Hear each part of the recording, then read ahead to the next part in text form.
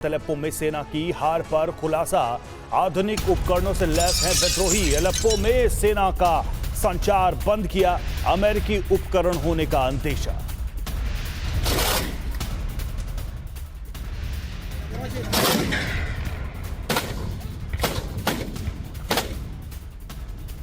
वहीं अलेप्पो में दर्जनों सैनिकों का सरेंडर, अल कायदा ब्रिगेड के हवाले। सैनिकों को फांसी दे सकते हैं विद्रोही। أسرى من جنود عصابات الأسد. الله أكبر الله أكبر الحمد لله. إيدك على راسك. إيدك. और वहीं सीरिया के ईसाई बहुल इलाके में हमले, सुलेमानिया नेबरहुड में हवा से बमबारी और यूएस से बदला लेने के लिए सेना के हमले। وحجم الضحايا الذي استهدف هذا المكان كما نشاهد بالصورة. هذه هي دخان الغارة الجوية التي استهدفت الآن. वहीं उत्तरी हामा के करीब पहुंचे विद्रोही, कलात अल मादिक से हामा में घुसे। पवित्र शहर में विद्रोहियों का सजदा। الله أكبر مدخل قلعة المضيق. اللهم لك الحمد اللهم لك الحمد. मज़ीक़ अल्लाह अकबर वल्लाह अलहम्द अल्लाह अकबर। और सीरिया में लीबिया पार्ट 2 होने की आशंका बढ़ती जा रही है। गद्दाफी की तरह ही बशर की बरसों पुरानी सत्ता और सीरिया पर बेहद मजबूत पकड़ अचानक कमजोर नजर आने लगी है। अमेरिका की मदद से विद्रोही लगातार आगे बढ़ रहे हैं। रूस और ईरान की मदद भी नाकाफी साबित हो रही है। अब इराक से हजारों लड़ाकों को सीरिया रवाना किया गया है। कई शहरों और सेना के बेस पर कब्जा कर चुके विद्रोहियों के पास अब हथियार का बहुत बड़ा जखीरा, साथ ही फाइटर जेट और रूसी हेलीकॉप्टर भी है। अलेप्पो में बशर के महल पर कब्जा करके विद्रोहियों ने दिखा दिया कि अगले कुछ दिनों में दमिश्क में क्या हो सकता है। ये रूस यूक्रेन की तरह दो देशों की जंग नहीं, ये ईरान इस्राइल जैसे देशों की पुरानी अदावत की आग नहीं।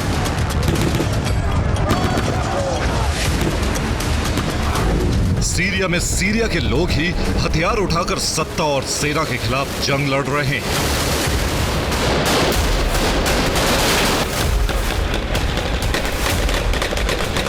मकसद देश से बशर परिवार की 50 साल पुराने राज को खत्म करना है।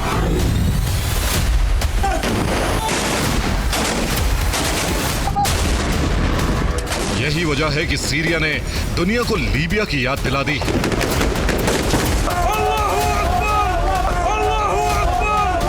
बशर अल असद भी गद्दाफी की तरह शक्तिशाली है। 2 दशक से अधिक वक्त से सत्ता में है।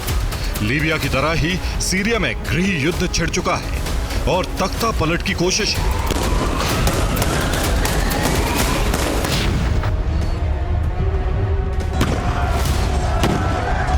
धमाकों के बीच ये तस्वीरें तख्ता पलट का ट्रेलर है।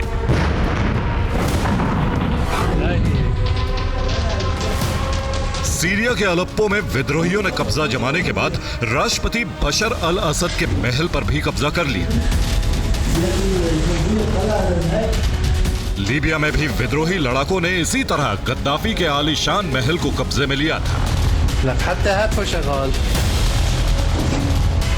ये तस्वीरें साबित कर रही हैं कि सीरिया में सेना किस हद तक लाचार है कि वो राष्ट्रपति के महल की सुरक्षा तक नहीं कर सकती।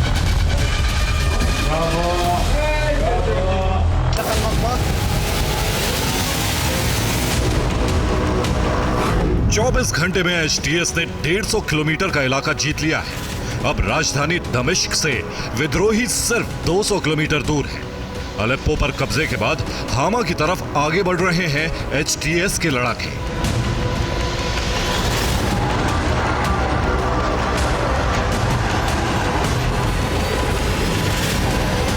बशर के तख्ता पलट की तारीख कितनी करीब आ चुकी है वो इन तस्वीरों से भी साबित हो रहा है।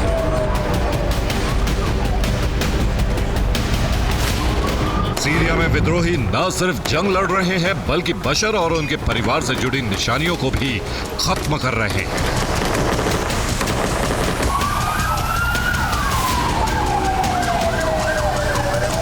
सीरिया में बशर के पिता और भाई की मूर्ति तोड़ी गई।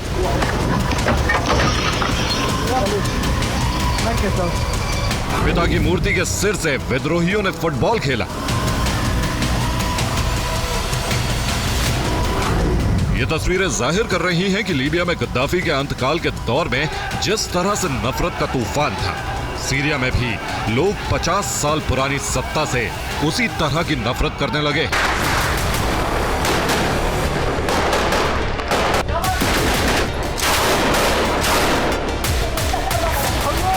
एक और समानता लीबिया और सीरिया में गद्दाफी के अंत की पटकथा भी अमेरिका ने लिखी थी। बशर के तख्तापलट की कहानी के पीछे भी अमेरिका है। इजराइल और यूएस की मदद से ही विद्रोही शक्तिशाली हुए।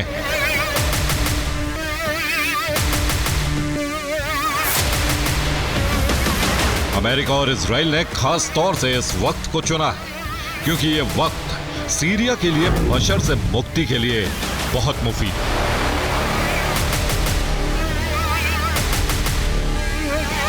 बशर का सबसे बड़ा हिमायती हिजबुल्लाह है। पिछले विद्रोह को बशर ने हिजबुल्लाह की ताकत से ही दबाया।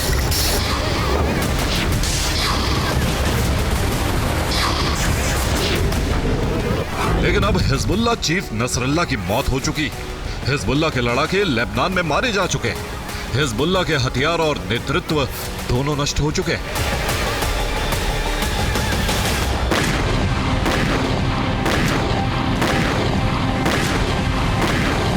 ईरान भी हिजबुल्लाह और हूती को लगातार मदद देकर मजबूत स्थिति में नहीं है। ईरान को इजराइल के हमले का डर भी है।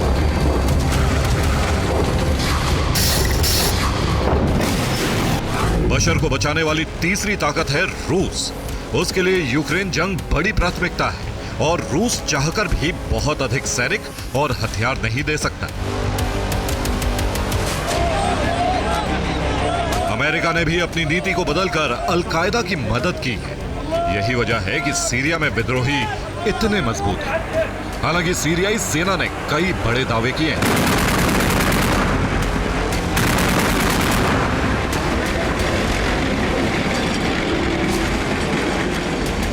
और रूस की वायुसेना ने पूरी ताकत झोंक दी है। उत्तरी हामा को कब्जे से बचाने के लिए एक हामा में सेना का सुरक्षा घेरा तैयार किया गया है। हामा विद्रोहियों से मुकाबले की तैयारी है और आसमान से इलाके की निगरानी भी जारी है। टैंक ब्रिगेड और रॉकेट फोर्स को तैनात कर दिया गया है। दावा है कि इदलीब में सीरिया की वायुसेना और रूसी एयर स्पेस फोर्स ने मिलकर हमला किया। इन हमलों में अल नुसरा के हेडक्वार्टर को भस्म कर दिया गया। अल नुसरा के हथियार गोदाम भी नष्ट कर दिए गए। ये रूस सीरिया का संयुक्त हमला था। हमले में अल नुसरा के लड़ाकों की मौत का दावा किया जा रहा है। रूस और सीरिया की सेना ने इदलीब को खाली कराने के मिशन पर काम शुरू किया है। हामा को बचाने के लिए भी इदलीब में हमले जरूरी हैं। विद्रोहियों के खिलाफ घातक हथियारों का इस्तेमाल हो रहा है। सीरिया में रूस की टोचका बैलिस्टिक मिसाइलों से विद्रोहियों पर प्रहार किया जा रहा है। रूसी मिसाइल से एचटीएस के ठिकानों पर हमले किए जा रहे हैं।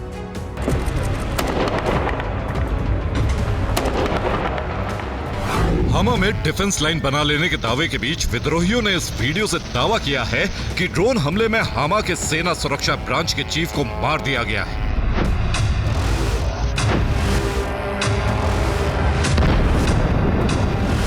विद्रोहियों पर पलटवार के लिए इस्लामिक रेजिस्टेंस के लड़ाके तैयार हैं।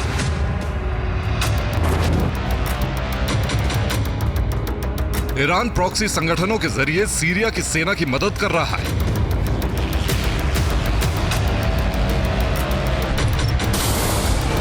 ईरान ने आईआरजीसी क्विक रिस्पांस के चीफ को सीरिया भेजा है।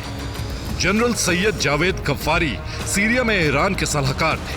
सैयद गफ्फारी सीरिया में आईआरजीसी को कमांड करेंगे।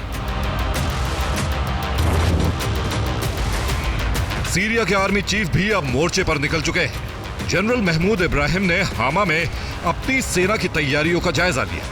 सीरिया, रूस और ईरान अपनी तरफ से पूरी कोशिश कर रहे हैं कि किसी तरह से बशर की सरकार को बचा लिया जाए, लेकिन विद्रोहियों के हौसले इस बार बुलंद हैं।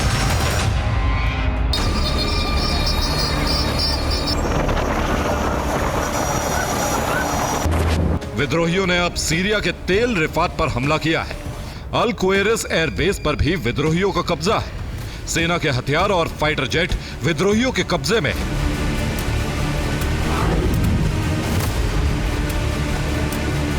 अल क्वेरिस बेस पर हथियार का बहुत बड़ा जखीरा मौजूद है। सीरिया की सेना यहां से भाग चुकी है और ये तमाम हथियार अब विद्रोहियों के हाथ लग चुके हैं। यहां इतने हथियार हैं कि विद्रोही कई दिनों तक युद्ध में टिके रह सकते हैं।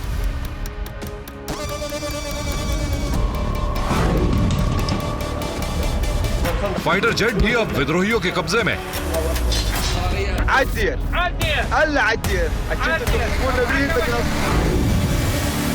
अलेप्पो में कब्जे के बाद एचटीएस ने यहां अपना गवर्नर भी नियुक्त कर दिया।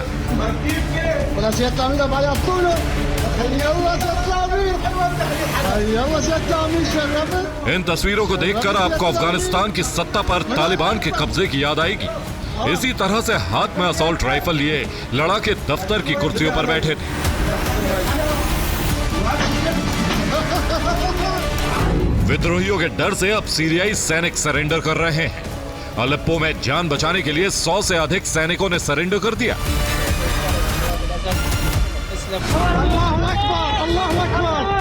सेना के टैंक भी अब विद्रोहियों के कब्जे में, जिसकी वजह से एचटीएस और शक्तिशाली होता जा रहा है।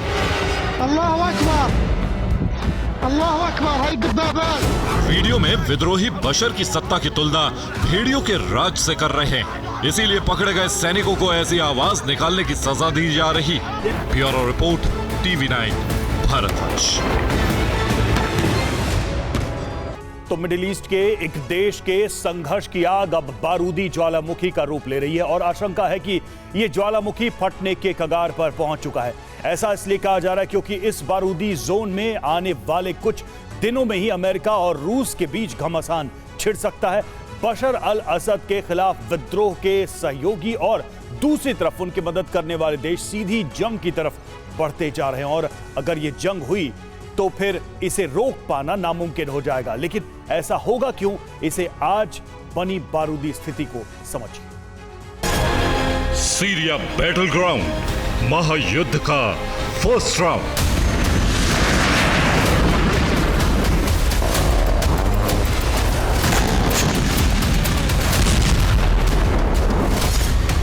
शुरू विध्वंसक रण, विनाश का सायरन।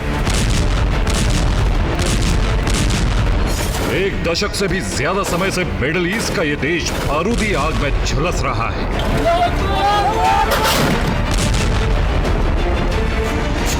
यह बारूदी आग अब भड़कती ज्वाला में बदल रही है और इसकी वजह है अमेरिका और रूस की इस वॉर जोन में डायरेक्ट एंट्री।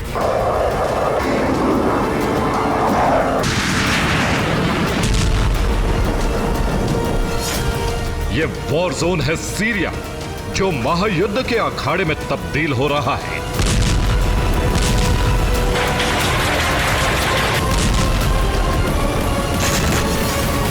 और इसे महायुद्ध के अखाड़े में तब्दील करने जा रहे हैं रूस और अमेरिका।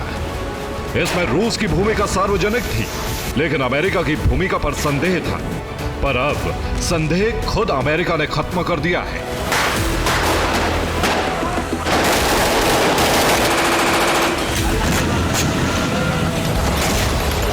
विद्रोहियों को बारूदी रिचार्ज देकर अमेरिका ने रूस के खिलाफ सीरिया में जंग शुरू कर दी और अब अमेरिकन फोर्स खुद असद सरकार को मिल रही मदद को विध्वंस करके रोक रही है। यानी वो समय बहुत करीब है जब सीरिया में अमेरिका और रूस की फोर्स आमने सामने होगी, जिसके संकेत विद्रोहियों की तेज हुई कार्रवाई से मिल रहे हैं। रूस से होने वाली हथियार सप्लाई की लाइन विद्रोहियों ने तोड़ दी है। जंग में उतरे विद्रोहियों ने अलेप्पो के अंतर्राष्ट्रीय हवाई अड्डे पर कब्जा कर लिया है। वहीं इदलिब में मौजूद रूस के सैन्य बेस पर भी कब्जा हो चुका है और कई जगहों पर रूस के एयर डिफेंस सिस्टम भी विद्रोहियों ने हासिल कर लिए हैं।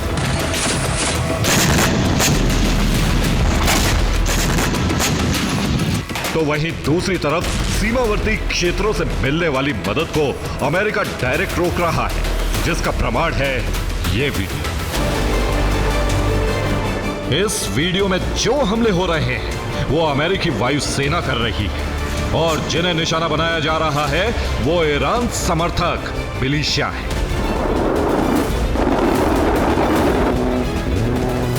इराक के रास्ते दाखिल हो रहे थे। इनके टारगेट पर तुर्की के भेजे लड़ाके थे, लेकिन जैसे ही उनकी एंट्री हुई, अमेरिकी एयरफोर्स ने धमाकों से उन्हें दहला दिया। खबर के अनुसार असद सरकार की मदद के लिए ये ईरानी प्रॉक्सी दमिश्क पहुंचने वाले थे, लेकिन A-10 वॉर्थोग प्लेन ने उनके मंसूबों पर पानी फेर दिया। लेकिन रूस इसी बारूदी एक्शन के बाद खुलकर मैदान में उतर आया, जिसके प्रमाण के तौर पर कुछ वीडियो हम आपको दिखाते हैं। ये वीडियो रूस के उस बदले का सबूत है जिसमें अमेरिका से बदला लेने की कोशिश की गई है। रूसी फोर्स ने विध्वंसक जंग का ऐलान कर दिया है।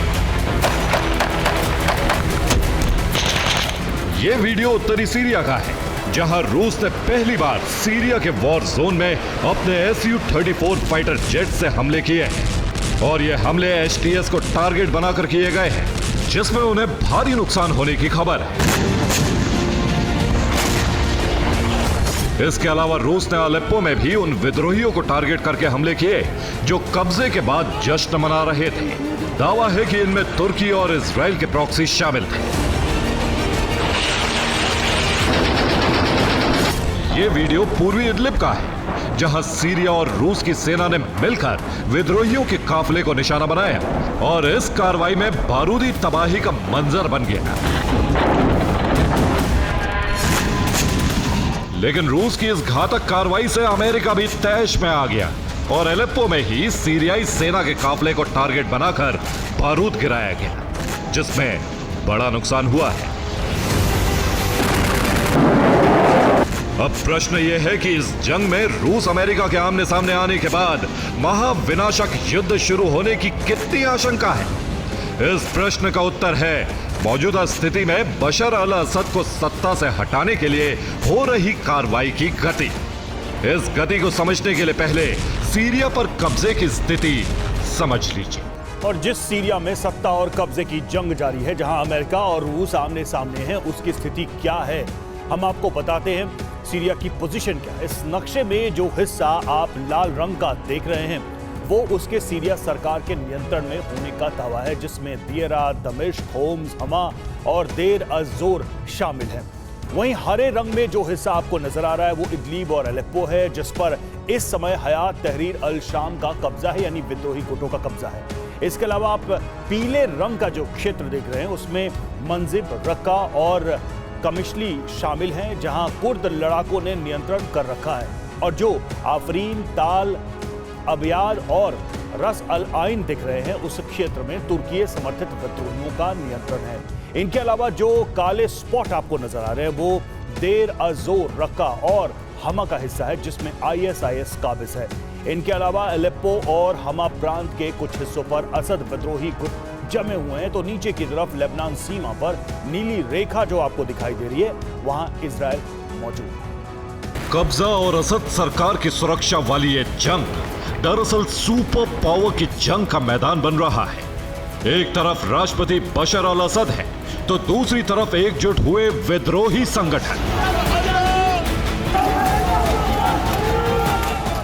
इसमें बशर के पास सेना है, जिन्हें सबसे बड़ी मदद रूस दे रहा है, तो दूसरी तरफ विद्रोहियों को सबसे बड़ी खेप दे रहा है अमेरिका।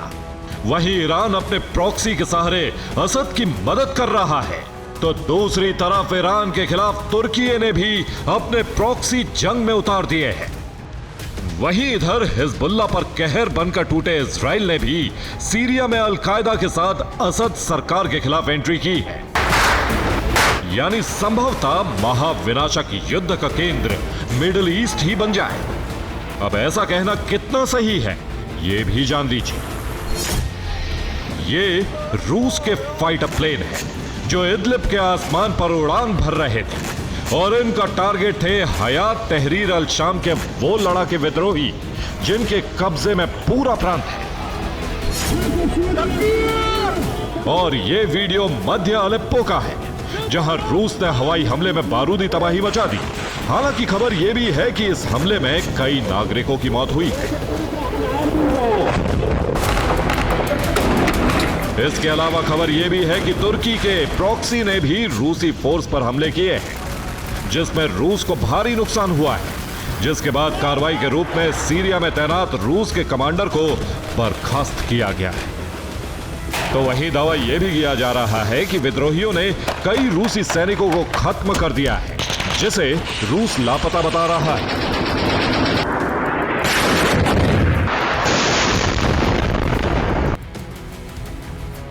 इसके अलावा एक तस्वीर विद्रोहियों ने जारी की है, जिसमें रूस के एयर डिफेंस सिस्टम पंचर पर कब्जा दिखाया गया है। इसके अलावा ईरान के अबाबिल 3 ड्रोन्स को भी सीरियाई विद्रोहियों ने कंट्रोल में ले लिया है। लेकिन ना तो कोई कमजोर है, ना ही ताकतवर साबित हो रहा है, इसलिए युद्ध की यह आग और भड़कने के आसार है, जिसका एक प्रमाण यह भी है कि तुर्की और सीरिया के बीच बातचीत की कोशिश शुरू हुई है, लेकिन मध्यस्थ ईरान को असद सरकार ने शरणार्थी मुद्दे पर रियायत देने से इनकार कर दिया है। Bureau report, TV9 Bharatvarsh. और साल 2011 में सीरिया में गृह युद्ध की चिंगारी भड़की थी, जिससे देखते ही देखते बड़े विद्रोह की शक्ल अख्तियार कर ली। आज सीरिया को जलते 13 साल से ज्यादा समय बीत चुका है। हालांकि इस बीच कुछ वक्त के लिए शांति जरूर रही, लेकिन बीते एक हफ्ते से एक बार फिर सीरिया में युद्ध जारी है। जंग की जो तस्वीरें सामने आ रही हैं, उससे साफ है कि सीरिया में हथियारों और बारूद की कोई कमी नहीं है। सवाल यह है कि बारूद कहां से आ रहे हैं? आखिर सीरिया में मौजूद विद्रोही गुटों को हथियारों की सप्लाई कौन कर रहा है? इस रिपोर्ट में तारीख 15 मार्च 2011, जगह सीरिया। मिडल ईस्ट के मध्य में मौजूद सीरिया में अचानक प्रदर्शन शुरू हो गए। गुस्साई भीड़ शहर की सड़कों पर उतर आई। लोगों का यह गुस्सा बशर अल असद सरकार के खिलाफ था। इदलिब से लेकर अलेप्पो और रक्का तक लोग सरकार के विरोध में हंगामा कर रहे थे।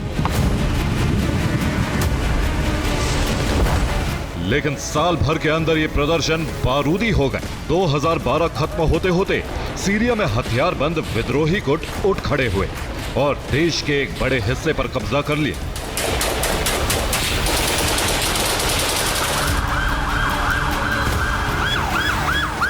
सीरिया में शुरू हुए इस गृह युद्ध को तकरीबन 13 साल गुजर चुके हैं। अमेरिका और रूस जैसे शक्तिशाली देशों की दखलंदाजी के बाद भी आज तक सीरिया की धरती शांत नहीं हुई। सवाल है, बीते 13 साल से जारी जंग के लिए हथियार कहां से आ रहे हैं?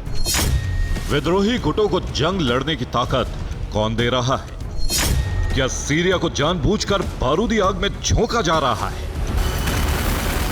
इन सवालों की एक बड़ी वजह सीरिया की जंग से आ रही तस्वीरें हैं, जिनमें विद्रोही गुटों को ऑटोमेटिक गन से लेकर टैंक और ग्रेनेड लॉन्चर तक से लड़ते देखा जा सकता है। इन हथियारों के दम पर वो असद की सेना को तेजी से पीछे धकेल रहे हैं। ये तस्वीरें बताती हैं कि सीरिया में हथियारों की कोई कमी नहीं।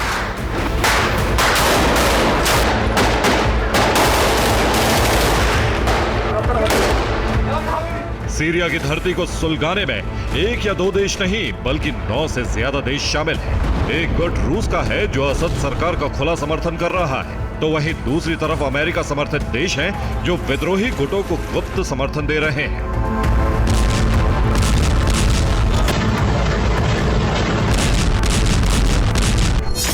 दरअसल सीरिया में रूस के 3 एयरबेस हैं, जबकि एक नेवल बेस मौजूद है। यहां रूस के 4000 से ज्यादा जवान तैनात रहते हैं। इन बेस पर रूस के बड़े हथियार गोदाम हैं। दावा है कि सीरियाई सेना को रूस इन्हीं गोदामों के जरिए हथियार सप्लाई करता है।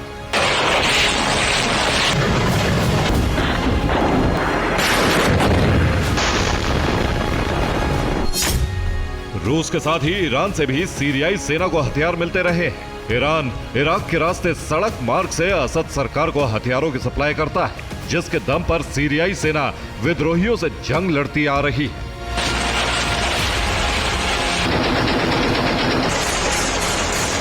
ईरान और रूस असद सरकार के समर्थक हैं, ये दुनिया जानती है, और ये भी किसी से छिपा नहीं कि ये दोनों देश सीरियाई सेना को हथियार मुहैया करवाते हैं।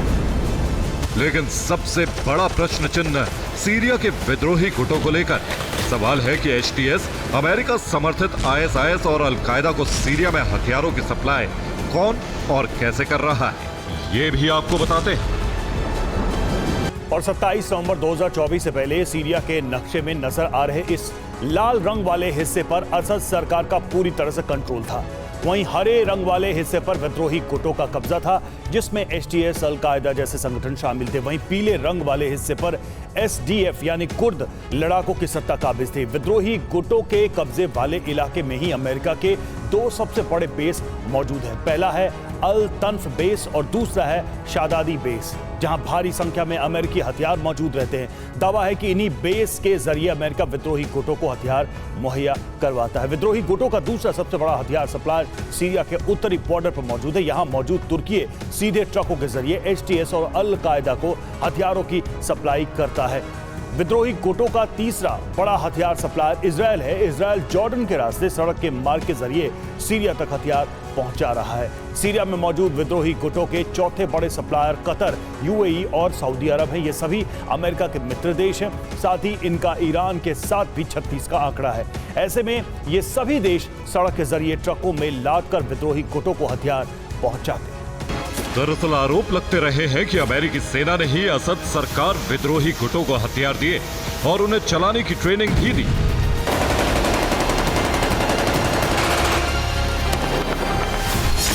जॉर्ज टाउन यूनिवर्सिटी की एक रिपोर्ट के मुताबिक साल 2019 तक अमेरिका ने विद्रोही गुटों को $100 करोड़ के हथियार सप्लाई किए।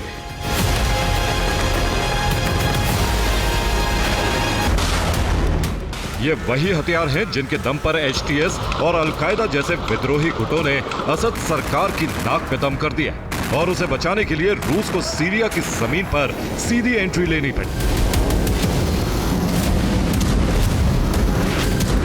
अमेरिका विद्रोही गुटों को हथियार सप्लाई कर रहा है।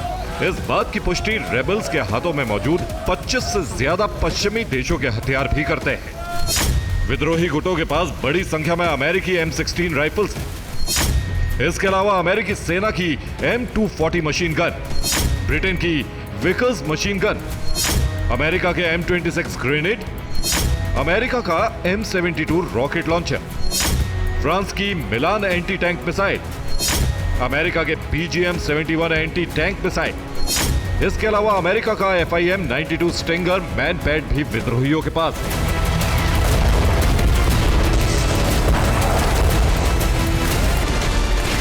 यह हथियारों की वो लिस्ट है जो सीरिया विरोधी गुटों के पास बीते 10 सालों से मौजूद है और वो इनसे लगातार जंग लड़ते आ रहे हैं। 27 नवंबर के बाद सीरिया में एक बार फिर फुल फ्लेजेड वॉर शुरू हो चुकी। ऐसे में माना जा रहा है कि अमेरिका ने दोबारा विद्रोही गुटों को हथियारों की सप्लाई तेज कर दी।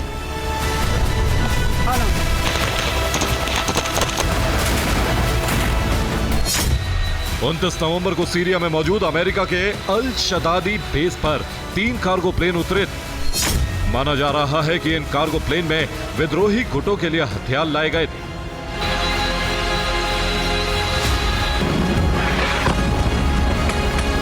सीरिया साल 2011 से सुलग रहा है, जहां खाने के लिए पर्याप्त भोजन नहीं, पीने के लिए साफ पानी नहीं, अगर कुछ है तो वो है घातक हथियार और बारूद, जिनकी यहां कोई कमी नहीं। और यही सीरिया की तबाही की सबसे बड़ी वजह है।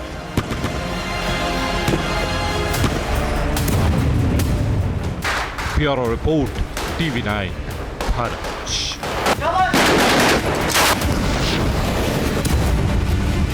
यूक्रेन को तबाह करने की समय सीमा रूस ने तय कर दी है और उससे आगे के लक्ष्य भी। पुतिन ने नई युद्ध नीति बनाई है जिसमें यूक्रेन के बाद किस दिशा में रूसी सेना कूच करेगी, इसका पूरा प्लान बना लिया गया है। यानी ये तय हो चुका है कि यूक्रेन के सरेंडर के बाद पुतिन रुकने वाले नहीं है। अगर नाटो बीच में आया तो यूरोप में महायुद्ध शुरू हो सकता है, क्योंकि पुतिन की तैयारी पूरी है। रूस के मंसूबे को देखते हुए नाटो ने बॉम्बर उन तमाम जगहों पर लगा दिए हैं जहां से रूस पर कुछ मिनटों में हमला किया जा सके। नाटो के इस कदम का मतलब है कि वो रूस पर पलटवार के लिए तैयार है। अब बस रूस की नई चाल का इंतजार है, क्योंकि रूस पहले यूक्रेन का सरेंडर कराएगा, फिर वो किस तरफ बढ़ता है ये सब कुछ पुतिन के ब्लूप्रिंट पे छिपा है।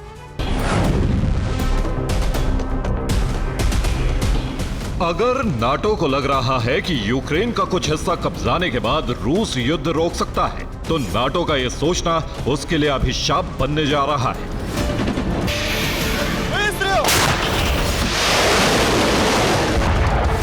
क्योंकि पुतिन ने यूक्रेन संहार के बाद नए टारगेट फिक्स कर लिए हैं और उसके लिए जबरदस्त तैयारी की जा रही है।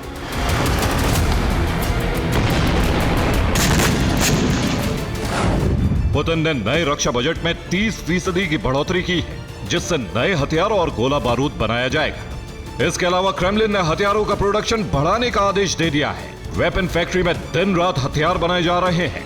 ईरान नॉर्थ कोरिया से हथियार मंगाए जा रहे हैं। नॉर्थ कोरिया से ज्यादा सैनिक भेजने के लिए पुतिन ने किम से कहा है। इसके अलावा बाल्टिक से लेकर काला सागर तक घेराबंदी की जा रही है।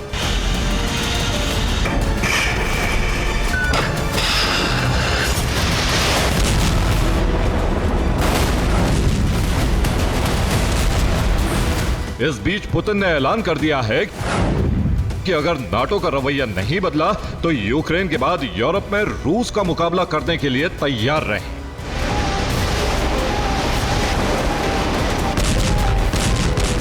इस धमकी का सीधा मतलब है कि पुतिन ने तैयारी कर ली है, यानी कभी भी यूरोप में महायुद्ध का ट्रिगर दब सकता है। अभी का प्लान क्या है, ये समझिए। एक तरफ सर्दियों में यूक्रेन की तबाही का प्लान तेजी से आगे बढ़ाया जा रहा है, दूसरी तरफ कुर्स्क को खाली कराने के लिए क्रेमलिन ने नए सिरे से रणनीति बनाई है, जिसमें यूक्रेनी सैनिकों को पीछे धकेलने के लिए ग्राउंड ऑपरेशन तेज कर दिया है।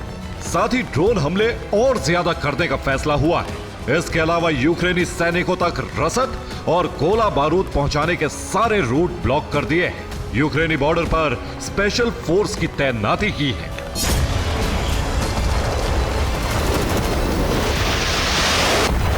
पुतिन की तैयारी है कि ट्रंप की ताजपोशी से पहले यूक्रेन पर संपूर्ण कब्जा कर लिया जाए, जिससे ट्रंप से डील में आसानी हो। रूस को दूसरा फायदा यह होगा कि नेटो का पूरा फोकस यूक्रेन को बचाने पर होगा और इस दौरान पुतिन बाल्टिक में दायरा बढ़ा सकते हैं। पुतिन ने यूक्रेन के बाद जो टारगेट फिक्स किए हैं, उसमें सबसे पहले नंबर पर बाल्टिक देश हैं, लिथुआनिया, लातविया और एस्टोनिया।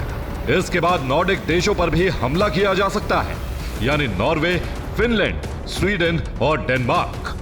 जबकि इसके अलावा पोलैंड, ब्रिटेन के अलावा जर्मनी और रोमानिया भी टारगेट पर हैं।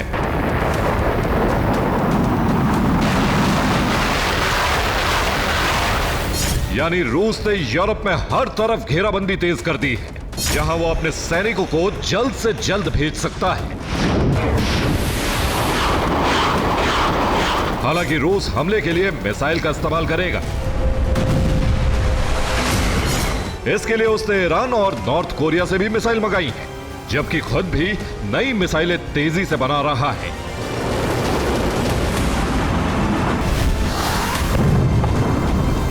पुतिन के प्लान को लेकर नेटो की बेचैनी बढ़ गई है। अब उन नेटो बेस को हाई अलर्ट पर डाला जा रहा है जो रूस के पास पड़ते हैं। फिनलैंड में अमेरिका ने बॉम्बर भेजे, यानी अगर रूस हमला करता है तो उस पर तुरंत जवाबी हमला किया जा सके। हालांकि अभी अमेरिका जो तैयारी कर रहा है वो बाइडेन शासन के निर्देश पर हो रही है। ट्रंप के सत्ता संभालने के बाद यूरोप में समीकरण बदल सकते हैं।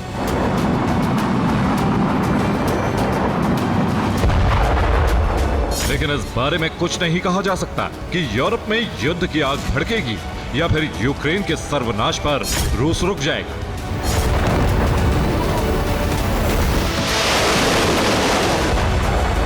हालात जो भी रहे, लेकिन रूस हर परिस्थिति के लिए तैयार है। रूस के नए बजट में रक्षा बजट को बढ़ाया जाना इसी का संकेत है।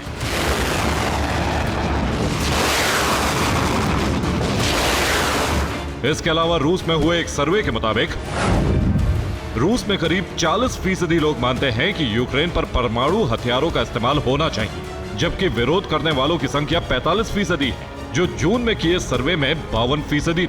यानी यूक्रेन पर परमाणु हथियारों के इस्तेमाल के लिए सहमति जताने वालों की संख्या में तेजी से इजाफा हो रहा है।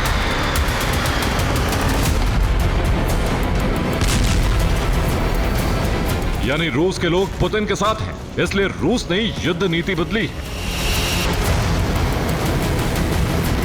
अभी नवंबर में ही रूस ने 2500 ड्रोन अटैक और 350 मिसाइल अटैक किए।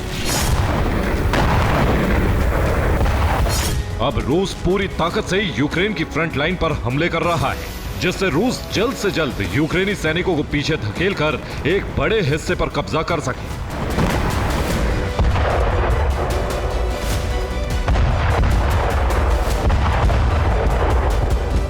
खार्किव में पिछले 24 घंटे में 9 बड़े हमले किए गए।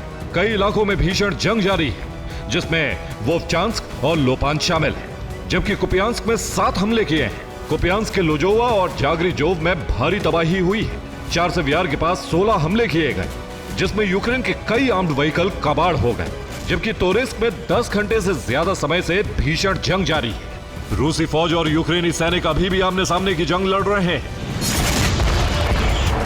रूस ने हमले के लिए ज़ेपोरिज़िया में युद्ध की अलग रणनीति बनाई। इसी तरह कुर्स्क में भी रूस हमलावर हो चुका है। यूक्रेनी सैनिकों को पीछे धकेला जा रहा है।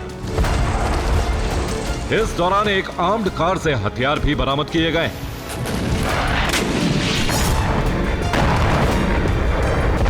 रूस के निकोलेव इलाके में स्कंदर मिसाइल गिरी, जिससे एयर डिफेंस पोस्ट तबाह हो गई। इसके अलावा आधी रात में 16 ड्रोन हमले किए गए। हालांकि यूक्रेन ने भी जवाबी हमले किए, जिसमें नेपच्यून मिसाइल का इस्तेमाल किया। रूस का दावा है उसके डिफेंस सिस्टम ने इसे इंटरसेप्ट कर लिया, लेकिन यूक्रेन अभी रुका नहीं। रूस का गुस्सा बढ़ता जा रहा है। अब क्रेमलिन ने जो रणनीति बनाई है, उसमें 1-2 महीने में यूक्रेन का आत्मसमर्पण तय माना जा रहा है। अगर ऐसा नहीं हुआ तो नाटो देशों पर रूस हमला कर सकता है। इस खतरे को भांपते हुए नाटो ने आर्कटिक में रूसी बेस पर निगरानी शुरू कर दी। Bureau report, TV9 Bharatvarsh. और रूस अमेरिका के एक वॉर जोन में होने की वजह से दुनिया की निगाह सीरिया पर है, लेकिन इसका मतलब ये नहीं है कि जो वॉर जोन पहले से सुलग रहे हैं उनकी आग शांत हो रही है, बल्कि उन वॉर जोन्स में भी मोर्चा संभालने के लिए नए कैरेक्टर्स की एंट्री हो रही है। जैसे इजरायल और अमेरिका के खिलाफ हूती एक नया संकट बनकर उभरा है। जिस संकट की बात यहां हो रही है वो सामान्य नहीं है, बल्कि विनाश को आमंत्रण देने वाला है। ऐसा क्यों कहा जा रहा है, देखिए इस रिपोर्ट। हूती ने दागी मिसाइल, टारगेट यूएस इजराइल।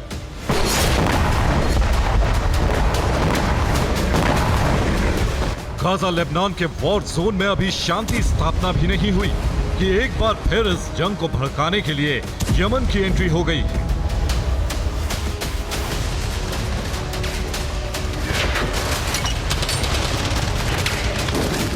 और एंट्री ऐसी हुई कि एक साथ इजराइल और अमेरिका टहल गए।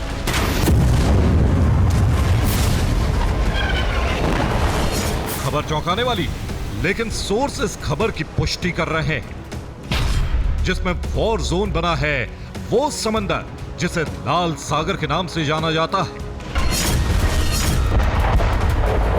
और अगर ये सच है तो फिर मिडिल ईस्ट में सुलगी बारूदी चिंगारी अब ज्वाला में तब्दील होने जा रही है। यानी एक पूरा क्षेत्र बारूदी जोन के रूप में युद्ध के सायरन से गूंजने वाला है।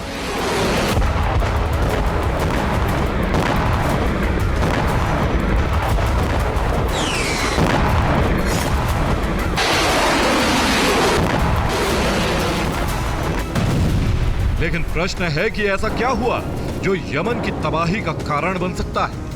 दरअसल यमन के अंसार अल्लाह ने ऐलान किया है कि उन्होंने अमेरिका के 3 मालवाहक जहाज के साथ नौसेना के डिस्ट्रॉयर को भी निशाना बनाया है और बकायदा इनके नाम भी बताए हैं, जिनमें स्टेना इम्पेकेबल, मेरसक साराटोगा और लिबर्टी ग्रेस शामिल है।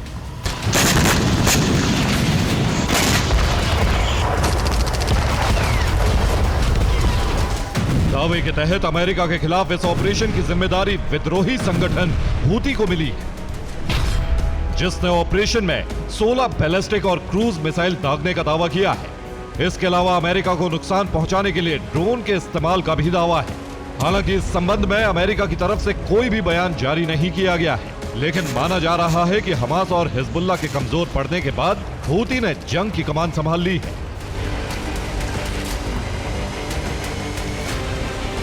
और क्योंकि दावे के तहत ये मालवाहक जहाज इजराइल की मदद के लिए लाल सागर में आए थे, जिसे तबाह कर दिया गया है, और इसका एक संकेत है उसी वक्त पर इजराइल पर हमले की कोशिश।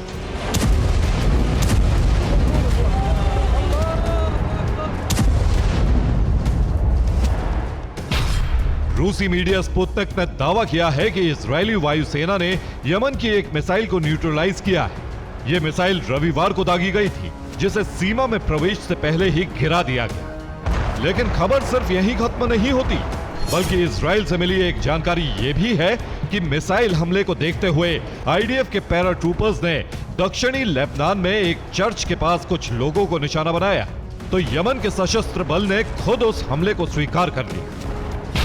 यमनी फोर्स के प्रवक्ता ब्रिगेडियर जनरल याहिया सारी के मुताबिक गाजा में हमले करके इजराइल ने अपराध किया है, इसलिए यमन ने इजराइल पर एक मिसाइल दागी। हम आगे भी इजराइल के खिलाफ हमले तेज करेंगे। फिलिस्तीनी लड़ाकों के पक्ष में हमला हमारा फर्ज है। हालांकि इन हमलों से जुड़ा एक वीडियो भी जारी किया गया है, जिसमें दावा है कि यमन की मिसाइल तेल अवीव पर गिरी है, जिसमें 7 लोगों की मौत हुई। लेकिन दूसरी तरफ दावा यह भी है कि जो हमले हो रहे हैं उसमें मददगार ईरान है। हूती ईरान के प्रॉक्सी के रूप में मोर्चा संभाल रहा है, जिसकी पुष्टि इजराइल के एक दावे से होती है।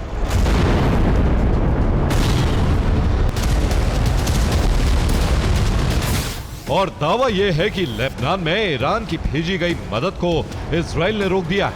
यह मदद एक प्लेन के जरिए पहुंचने वाली थी। यानी अब इजराइल के खिलाफ रणनीति का अगला चरण शुरू हो चुका है। Bureau report, TV9 Bharatvarsh.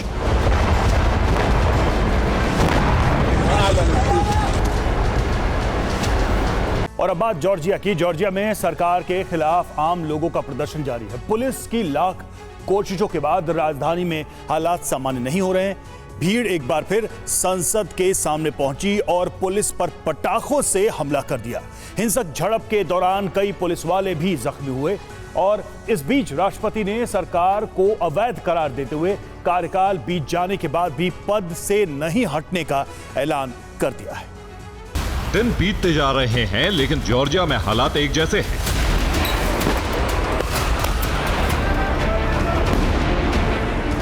लोग नई सरकार के खिलाफ हर दिन सड़कों पर निकल रहे हैं।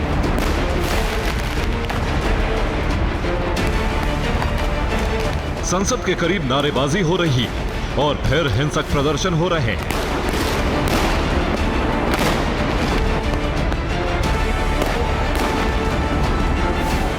जॉर्जिया में विरोध का तूफान थमने का नाम नहीं ले रहा है। एक बार फिर भीड़ पार्लियामेंट के बाहर जमा हुई और पुलिस मुस्तैद थी।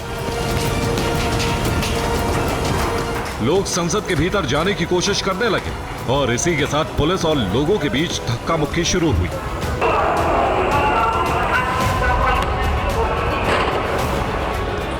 विरोध प्रदर्शन की शुरुआत में लेजर टॉर्च की रोशनी चमक रही थी, लेकिन कुछ ही देर बाद चिंगारी उठने लगी। भीड़ में कई लोग पटाखे लेकर पहुंचे थे। पटाखों से ही पुलिस पर हमले शुरू हो गए। धमाकों के बीच पुलिस भीड़ को रोकने की कोशिश में थी। इस बीच जॉर्जिया की राष्ट्रपति सैलोम ने शनिवार को कहा कि वो अगले महीने अपना कार्यकाल खत्म होने के बाद भी पद नहीं छोड़ेंगी। उन्होंने मौजूदा सरकार को अवैध कहा है।